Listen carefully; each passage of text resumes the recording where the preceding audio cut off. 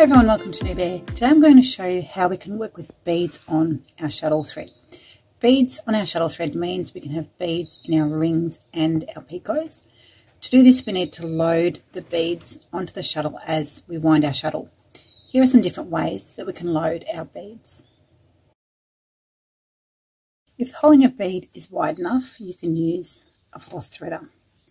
Pass your tail through the loop of the floss threader and back on itself. The other end, thread your beads.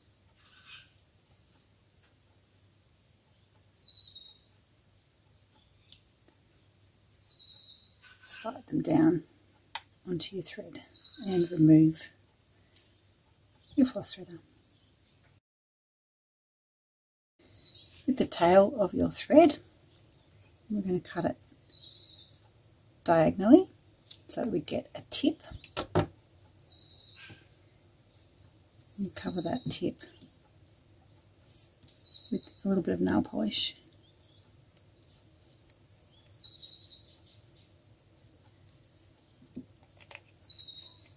We let that dry. Make sure you let the thread dangle to dry or it will stick to the plastic or whatever surface it's touching. With one eye prepared earlier, when the polish has dried, you can see it stiffened the thread. Now we can use that like a needle and thread our beads.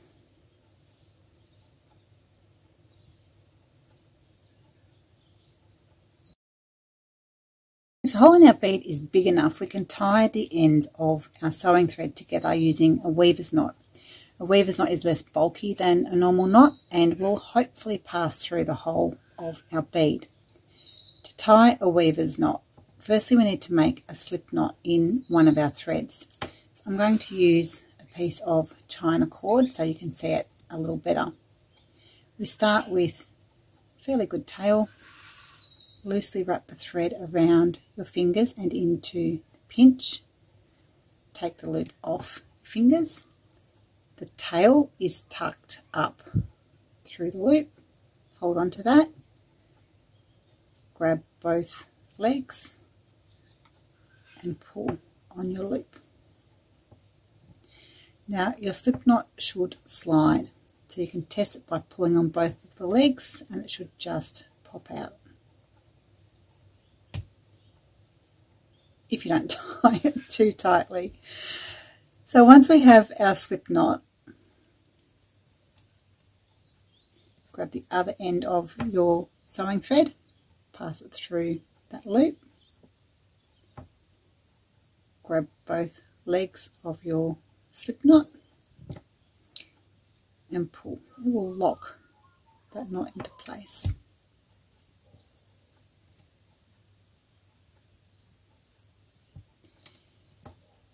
So to do that with our sewing thread,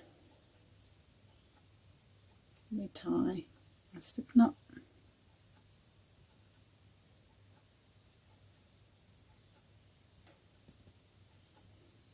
pass our tail through the loop,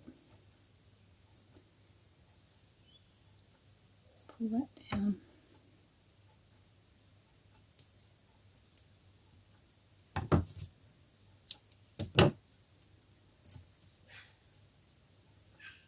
and our thread's ready to go.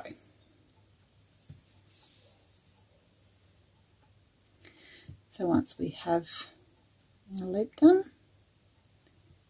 pass the tail of your tatting thread through the loop and back on itself, and you can load your beads.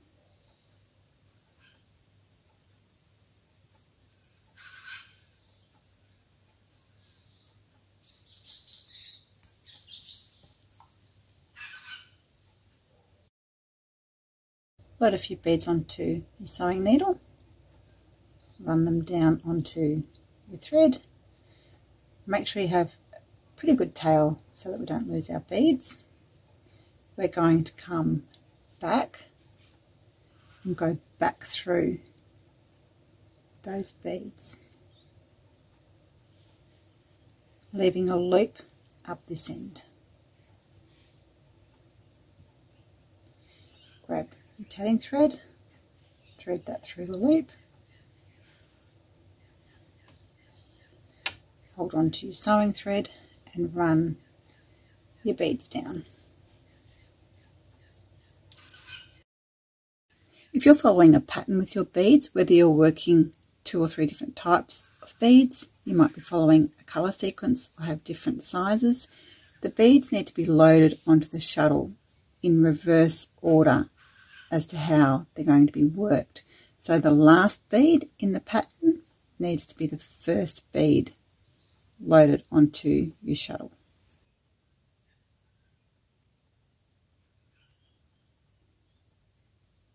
So that when we start our work, our first bead is the one at the front.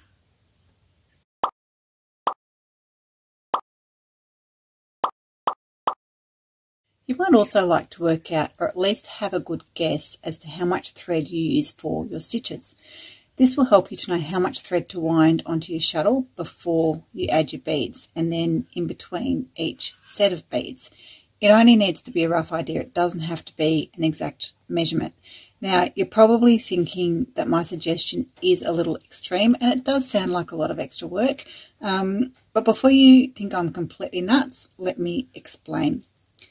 Doing this allows you to stagger the beads along your shuttle thread so that they're dispersed throughout your shuttle.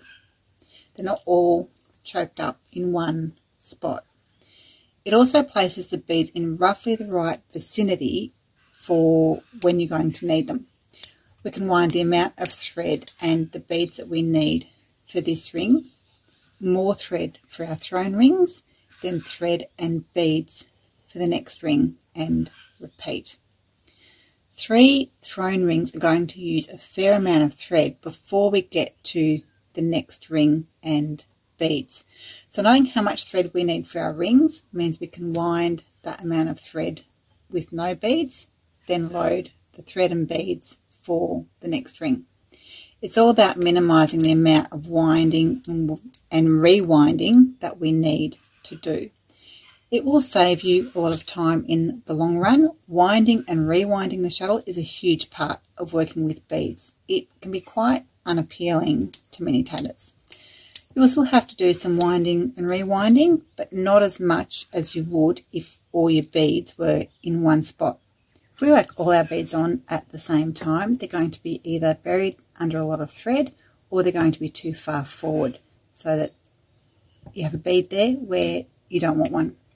Shuttle has to be unwound, beads pushed back, and the shuttle rewound so that we can work. This process is repeated every time we need a bead.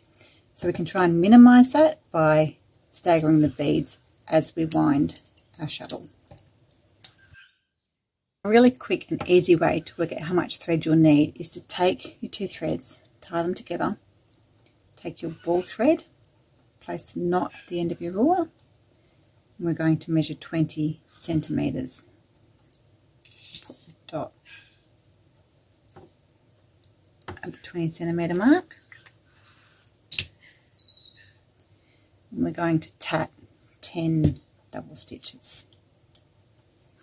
To see how much thread we have left, take the end of your stitches to the start of your ruler and measure to your dot. We have 9. So we subtract 9 from 20, which gives us 11. So for every 10 double stitches, I'm going to need 11 centimetres of thread. That's going to give me a better idea of when to load my beads. So if I have 3 rings with 10 stitches for each ring and there are no beads, that's 33 centimetres of thread that I can wind onto my shuttle before I need to think about the next bead. It's actually a little more than that because I add a bit extra to allow for picots and thread that's used to wrap my hand for the ring.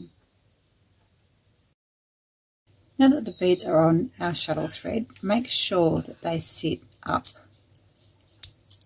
inside your shuttle.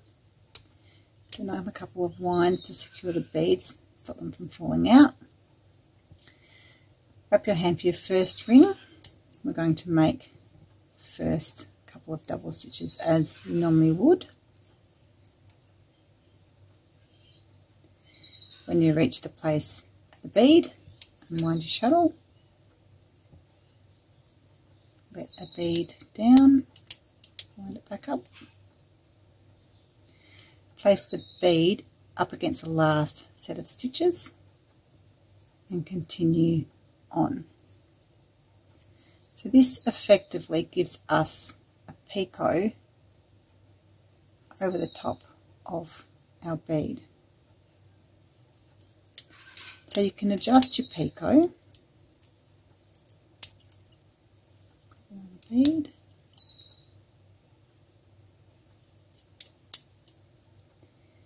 You can either have your picot sit snugly over the top, or you can loop your picot.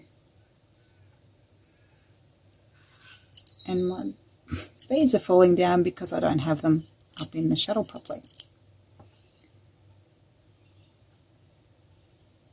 That is picot over the top of your bead, or beads in a picot as it's also known.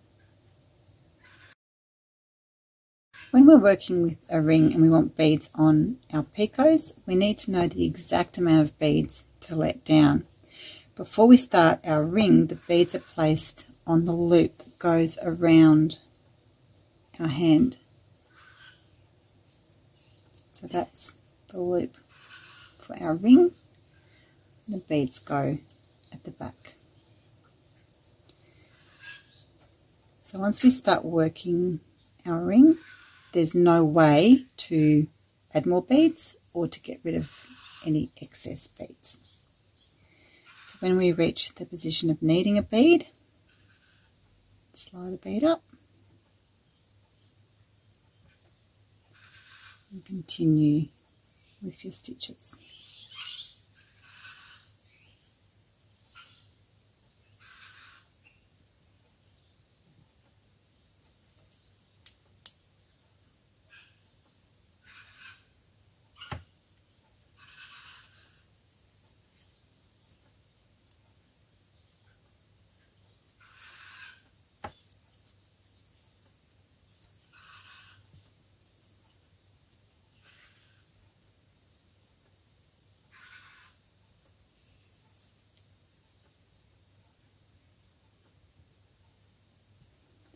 And we have beads on our picots. When we're working a pattern that has a beaded picot, but we also need to be able to join back to the picot later, we can use a paper clip or a stitch marker to hold our place. Use a crochet hook to pick up your bead. Now pull up a loop of thread from the loop that's around your hand, slide the bead onto the loop. Pop the stitch marker on.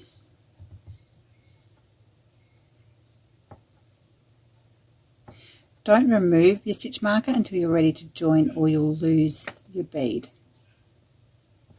So wriggle everything into place, bead down, taking the slack out so that the bead sits on top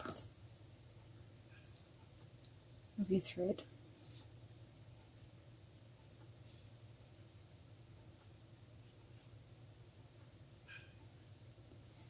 And now continue with your stitches. Make sure your next double stitch sits right under your bead.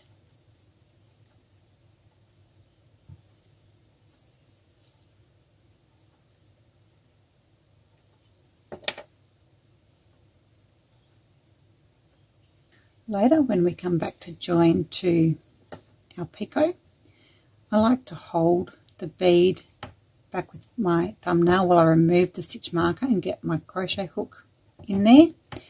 Of course, by doing it this way, you do run the risk of losing your bead. So the other thing you can do is place your crochet hook through. It's probably the more sensible way to do it.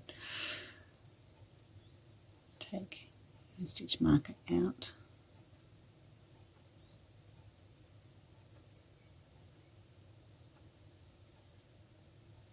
and make your join.